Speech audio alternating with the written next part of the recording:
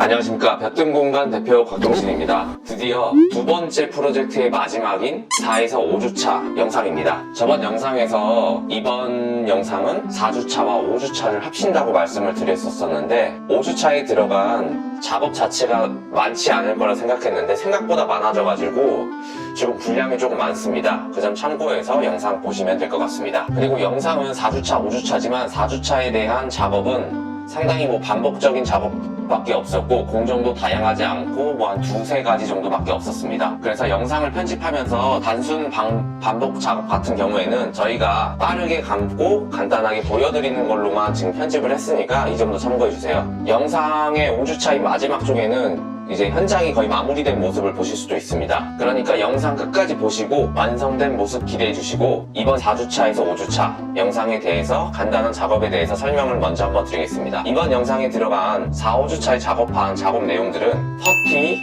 샌딩 도장 작업, 그리고 인조 대리석 작업, 도배 작업, 콘센트 스위치 설치 작업, 도기류 설치 작업, 필름 작업, 이노솔 설치 작업도 있었습니다. 작업 내용들 잘 기억하시고 그럼 본 영상 보시면서 설명 이어가도록 하겠습니다.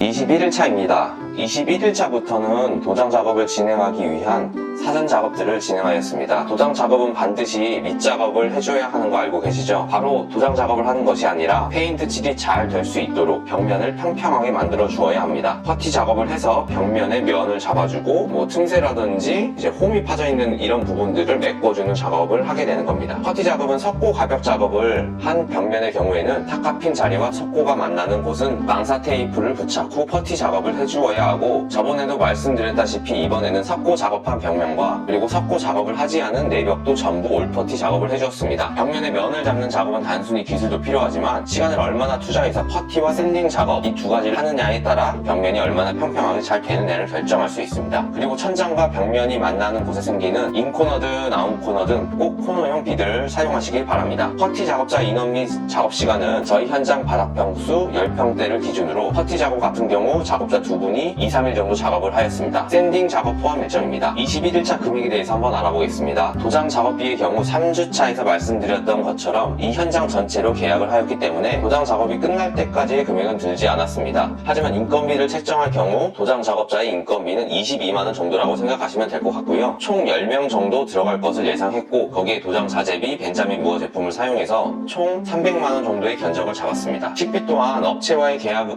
영향으로 식비도 들지 않았습니다. 그래서 21일차에 사용한 금액은 아예 없었습니다. 22일차입니다. 22일차에도 21일차와 동일하게 퍼티 작업을 해주었습니다. 작업자는 두 분이 나오셔서 작업을 계속하셨습니다. 동일한 내용이니 빠르게 보여드리고 넘어가도록 하겠습니다. 중간중간에 퍼티 작업을 하면서 샌딩 작업도 동시에 작업하고 있다는 점을 참고해주세요. 계속 이 작업만 며칠 해야 되는 겁니다. 자, 22일차 총 금액입니다. 22일차 역시 도장 인건비, 자재 통틀어서 비용은 들지 않았습니다. 23일차입니다. 23일차에도 21일차와 22일차와 마찬가지로 동일한 작업자 두 분이 나오셔서 퍼티 작업과 샌딩 작업을 진행하였습니다. 23일차에 사용한 총 금액도 마찬가지로 영원히 사용되었습니다. 24일차입니다. 24일차에는 드디어 본 작업인 도장 작업을 진행하였습니다. 도장 작업의 경우에도 몇 번의 칠 과정 작업이 있는데 맨 처음 칠하는 초벌칠의 경우에는 본칠 작업 시 본칠의 색상이 잘 나오도록 바탕을 미리 만들어주고 칠이 벽면에 잘 달라붙을 수 있도록 벽면을 만들어주는 작업이라고 생각하시면 될 것 같습니다. 그리고 맨 마지막에 본칠을 해주시면 되는 겁니다. 이번 현장은 그리고 도장 작업을 하는 곳과 도장 작업을 하지 않는 벽체가 나누어져 있습니다. 도장 작업을 하는 부분만 칠을 해주었고 칠 작업도 제가 말씀드린 대로 밑작업을 꼭 열심히 잘 해주셔야 영상과 같이 도장 작업이 잘 될 수 있습니다. 보기에도 시원하게 발리죠? 저희는 천장에도 도장 작업을 하는 부분이 있어서 천장까지 도장 작업을 해주었습니다. 칠 작업을 할 때도 한번 벽면의 상태나 퍼티가 안 된 곳들을 다시 한번 확인하시면서 도장 작업을 진행하시면 됩니다. 24일차 금액에 대해서 한번 확인해 보겠습니다. 도장 작업의 인건비는 들지 않았습니다. 자재비로는 도장 작업을 위해 빈통을 구입하여 3,000원이 들었고 이 통을 산 이유는 페인트를 담아놔야 하는데 통이 부족해서 하나 더 구매하였습니다. 식비는 들지 않았고요. 이렇게 해서 24일차에 사용된 총 금액은 3,000원이 정도입니다. 25일차입니다. 25일차에는 도배 작업자 두 분이 나오셔서 작업을 하셨고 도배 작업 위치의 경우 두 번째 프로젝트에는 주방 천장 천정과 벽면, 작은 방은 천장만 도배 작업을 하는 곳이 있습니다. 이렇게 작업하는 부위가 다른 이유는 천정면의 무몰딩 작업을 위해 여러가지 마감 방법의 조합을 보여드려서 가장 실용적인 마감 방법에 대해서 한번 소개해드리고자 합니다. 도배가 다 된 곳들을 보시면 이번에도 도배 작업 자체는 잘 된 것 같고, 그 중에서도 벽과 천정 둘 다 도배를 한 곳이 아무래도 깔끔하게 잘 된 것 같고 보기에도 나쁘지 않은 것 같습니다. 주의하실 점은 벽면 가벽 작업을 하시고 도배 작업하는 곳들은 상관이 없지만, 가벽 작업 없이 벽면에 바로 도배 작업을 하시는 경우에는 기존에 붙어있던 도배지를 모두 제거하시는 건 물론이고 퍼티로 벽면을 한 번 더 평탄화 작업을 해주시면 도배 작업한 벽면이 평평하고 더욱 깨끗하게 작업이 될 수 있습니다. 25일차 총 금액입니다. 25일차에는 도배 작업만 있어서 도배 작업자의 인건비, 도배지 자재, 부자재, 식대 등 전부 포함해서 총 82만 2,800원이 들었습니다. 26일차입니다. 26일차에는 도장 작업에 보수 작업을 해주었습니다. 이 부분은 말씀드렸죠. 본칠까지 하고 나서도 마음에 들지 않거나 크랙이라도 조금 가 있거나 홈같이 생겨 있던 부분들은 계속 퍼티 작업을 해주고 샌딩 작업 후 도장 작업까지 해주어야 합니다. 도장 작업은 무조건 한 번에 칠로 끝나지 않고 여러 번 걸쳐서 보수를 해주셔야 한답니다. 그렇다고 한 번에 끝내고 싶어서 덕칠을 하시면 안 되고요. 보수 작업은 특별히 신경 쓰실 내용은 없습니다. 계속적으로 칠이 잘 안 됐거나 부족한 부분들은 주황색 마스킹 테이프를 사용해서 체크를 하시고 재작업을 하시면 됩니다. 26일차 총 금액에 대해서 한번 보겠습니다. 작업자는 도장 작업자만 있었고 도장 재작업에 대한 비용은 들지 않았습니다. 이렇게 4주차가 모두 끝났습니다. 이제 5주차 한 주 남았습니다. 파이팅 하시고요. 그럼 4주차에 작업한 총 작업 인원과 총 비용에 대해서 한번 확인해 보겠습니다. 4주차 총 작업 인원은 7분이 들어오셔서 작업하셨고 대부분 도장 작업이었고 도배 작업자 하루 있었습니다. 4주차 총 금액은 인건비와 자재비,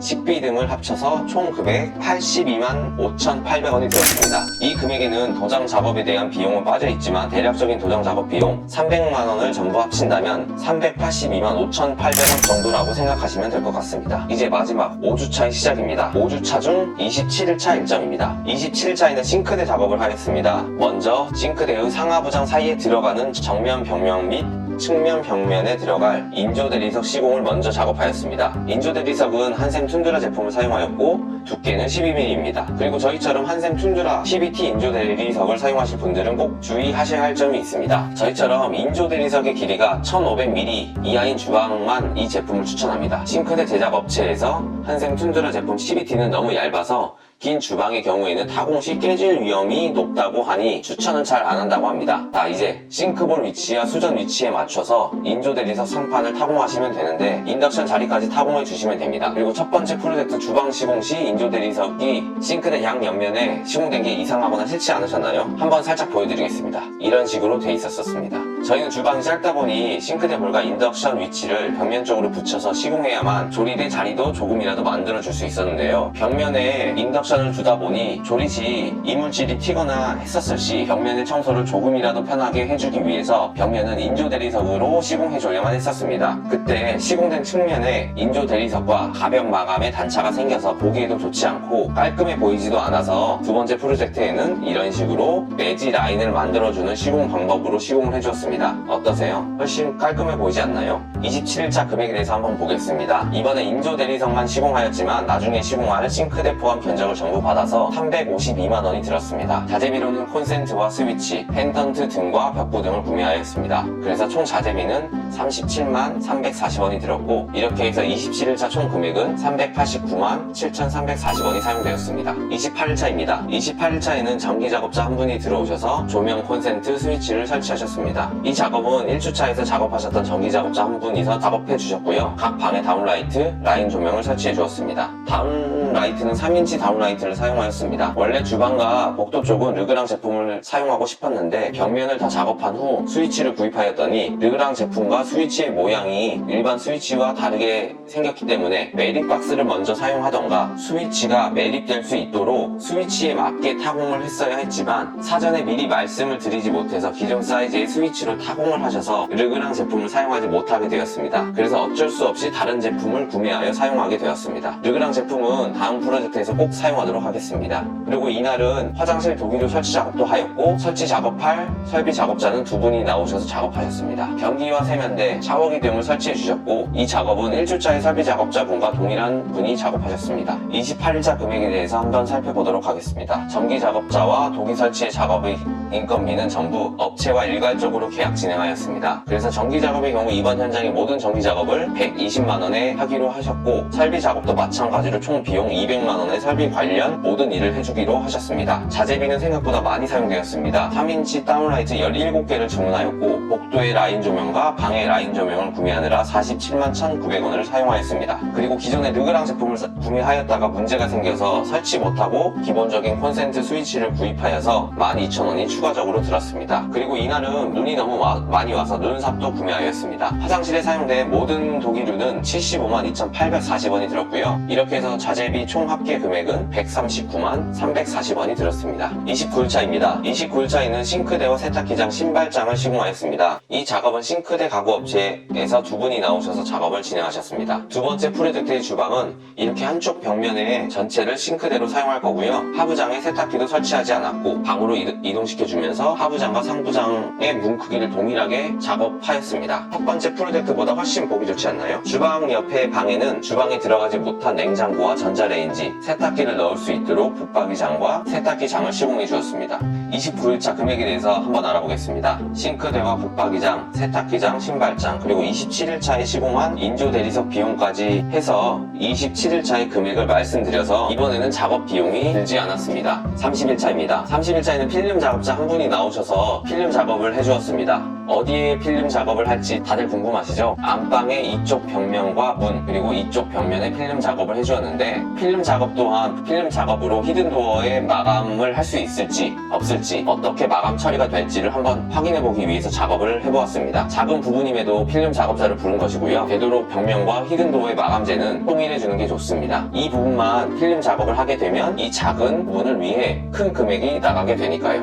필름 작업이 끝난 모습입니다. 필름과 도배지, 도장 작업한 부분의 모서리가 조금 티가 나네요. 근데 자세히 봐야만 알 수 있지 솔직히 그냥 지나치면서 보시면 절대 알 수 없습니다. 그리고 문과 벽면의 마감 상태를 보시면 진짜 군더더기 하나 없이 깔끔해 보입니다. 지금은 백색 필름으로 마감 작업을 하였지만 우드톤으로 작업을 하시면 좀 더 티가 안 나고 훨씬 멋있게 될 것 같습니다. 이것으로 히든도어의 마감재가 필름으로도 가능하다는 것을 알게 되었습니다. 30일차 금액에 대해서 살펴보겠습니다. 30일차에는 특별한 작업 없이 필름 작업자만 작업을 하셨기 때문에 인건비, 자재비 전부 포함해서 25만원이 들어서 사용된 금액 또한 총 금액 25만원이 사용되었습니다. 31일차입니다. 31일차에는 현장 정리 정돈을 해주었습니다. 다음날 화장실 천정, 인원술 작업을 해주어야 했기 때문에 미리 어느 정도 현장을 정리하였습니다. 이 작업은 저희 직원이 직접 정리하였습니다. 특별한 내용은 없으니 바로 사용한 금액에 대해서 한번 보겠습니다. 인건비는 들지 않았고 자재비로 현장에 설치할 센서 감지기를 구매하여서 총 금액 18,000원이 사용되었습니다. 32일차입니다. 진짜 마지막 날입니다. 32일차에는 화장실 천정, 인원술 작업을 해주었고 입주 청소도 진행하였습니다. 화장실에는 월 워셔바를 설치하고 싶어서 인원술 작업을 진행하였는데 저희는 천정이 먼저 LED바를 작업하고 불투명 화이트인 이노솔 설치 작업을 하여서 이렇게 나오도록 하였습니다. 조금 이상한데요. 다음부터는 천장이 꺾이는 부분을 커튼박스식으로 만들어서 그 부분에 LED바를 설치해서 한번 보여드리도록 하겠습니다. 32일차 금액을 한번 살펴보겠습니다. 이노솔 천정 작업 비용 42만 6,800원이 들었고요. 식비 포함해서 32일차 총 금액은 43만 3,700원이 들었습니다. 자, 이렇게 무몰딩 히든도어의 두 번째 프로젝트 현장의 공사가 모두 완료되었습니다. 어떠셨나요? 프로젝트 1보다는 좀 더 작업도 수월하고 공사 일정도 많이 줄일 수 있었고 공사 비용도 많이 줄일 수 있었습니다. 그래서 프로젝트 1보다도 좀 더 다양한 공사 방법을 또 소개해드리고자 다양한 방법으로 시공도 해볼 수 있었습니다. 공사에 대한 공정표를 보시면 아시겠지만 공사 일수 자체는 조금 비슷할 수 있으나 프로젝트 두 번째에는 이제 휴일도 껴있는 작업 일수였기 때문에 상대적으로 봤었을 때는 조금 더 줄였다고 볼 수 있습니다. 중간중간 쉰 것에 비하면 굉장히 빠르게 끝났다고 생각이 드는데 그럼 마지막인 5주차에 대한 총 공사 비용에 대해서 한번 알아보도록 하겠습니다. 싱크대, 신발장, 세탁기 장, 조명 작업, 도기류 설치 작업, 필름 작업, 이노설 작업 등이 있었습니다. 생각보다 많은 작업들이 있었는데 실제 이 작업들에서 작업하신 총 인원수는 6명이 들었고 이에 대한 인건비는 총 454만 8,800원이 들었습니다. 식비는 총 8,200원이 들었고 들었고요. 자재비는 총 178만 5,680원이 사용되었습니다. 이렇게 해서 5주차에 사용된 총 금액은 634만 2,680원이 사용되었습니다. 이렇게 해서 두 번째 프로젝트 5주차까지 해서 모든 공사가 종료되었습니다. 두 번째 프로젝트에 청소까지 완료된 애프터 영상과 각 주차마다 사용된 총 비용들과 총 인원들의 합계는 다음 애프터 영상과 해서 만들어 드리도록 하겠습니다. 4, 5주차 영상을 한 번에 만들다 보니까 영상 시간도 너무 길어져서 저 또한 힘듭니다. 진짜 맥주 한 잔이 절실하게 필요합니다. 저는 맥주 한 잔 하러 가봐야 할 것 같습니다. 지금까지 시청해주신 분들 모두 감사드리고요. 다음 영상에서 뵙겠습니다. 감사합니다. 지금까지 볕든 공간의 곽동진 대표였습니다.